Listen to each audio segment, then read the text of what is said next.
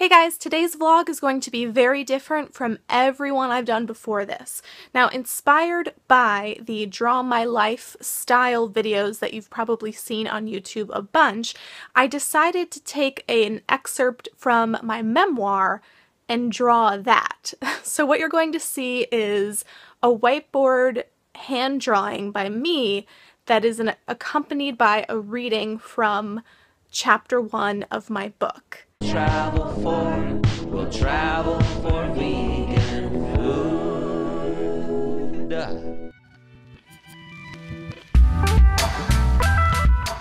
All for something.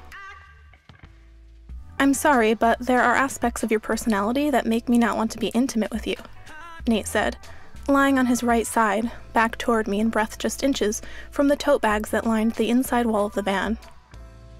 They held things like books we couldn't part with, random gadgets and their cords, some clothing, and other miscellaneous items we probably didn't need to have with us inside living quarters the size of a small walk-in closet. It was October 27th, and it was the day before my 29th birthday. It was an exceptionally cold night to be sleeping in a vehicle parked on a residential side street in Allston, Massachusetts, next to someone I'd only met 3 months earlier.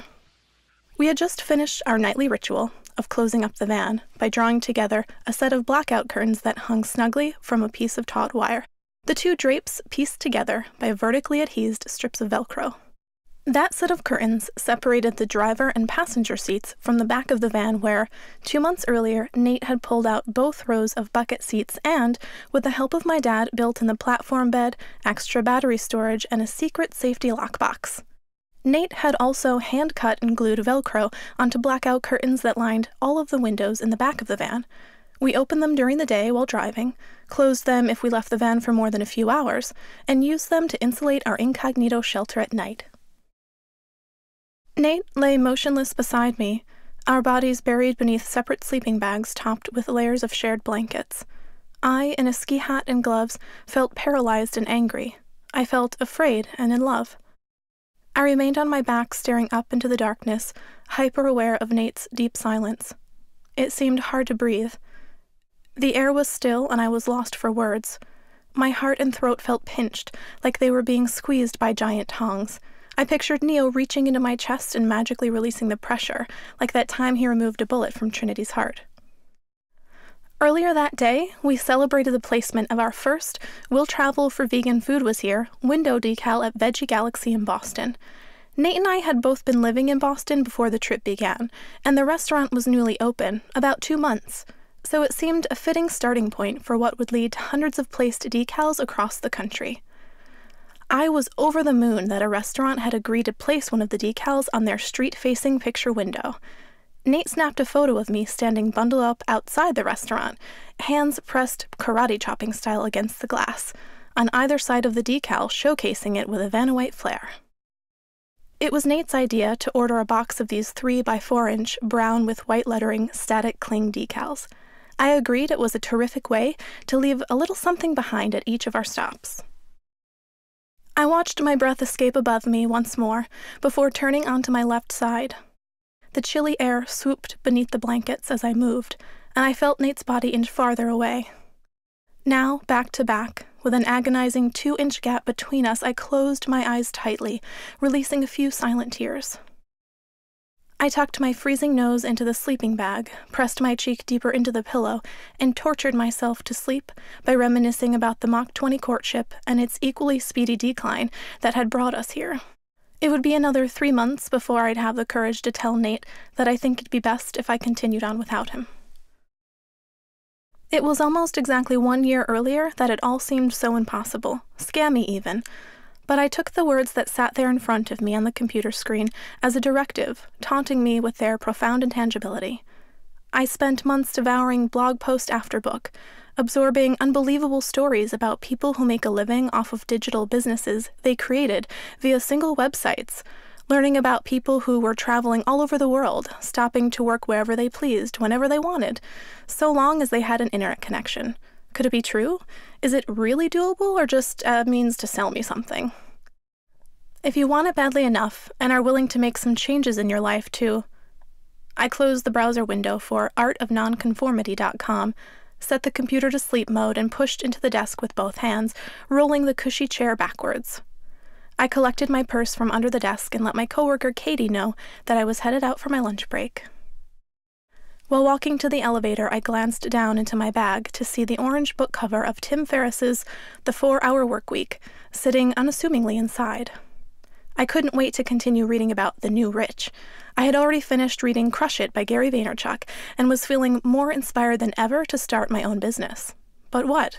I was lost on ideas, though I couldn't stop thinking about traveling indefinitely, working from the road, and living with fewer possessions. My parents have so many things, a house full of things. Things they don't use. My things, their things, my brother's things. My grandparents collected lots of things too. From my earliest memory, I recall their tiny house in Troy, New York, overflowing with hidden treasures, newspapers from decades past, dolls, toys, and trinkets from my mom's childhood. I understand the reasons for collecting things and the sentimental value in keeping that stuff around, but I was also having trouble with the idea of purchasing a home that I would start filling with my things. Tim's and Gary's books are what led me to the likes of Chris Guillebeau, Corbett Barr, Adam Baker, Pat Flynn, and Marie Forleo, among others. I'd come home from my 9-to-5 job, work a few hours for my part-time job, and then spend the rest of the night and early mornings reading about full-time nomads, van dwellers, lifestyle designers, entrepreneurs, and game changers. The wheels started turning, and I found myself feverishly scribbling notes and daydreaming about becoming a real business owner, a real entrepreneur, a female entrepreneur. It sounded fancy, luxurious even. It wasn't just the idea of designing my life around what I most loved, or even working for myself. What really pulled me in was how different my current life path was to the one I now felt deeply drawn to. What I told myself about growing up included going to college, then to graduate school, landing a stable job, buying a home, and starting a family, all while spending the rest of my life paying off student loans and mortgage debt. Once I'd reached the stable job part of the equation, including having racked up well over $60,000 in student loans from grad school, I was definitely not feeling the homeowner or family starter end of things.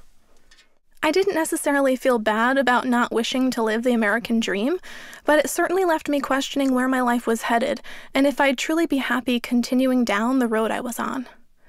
I felt a sense of urgency after closing the final chapter to yet another book, one I'd read about 2 years before The Lifestyle Designers and Nomads appeared before me. Elizabeth Gilbert's Eat, Pray, Love.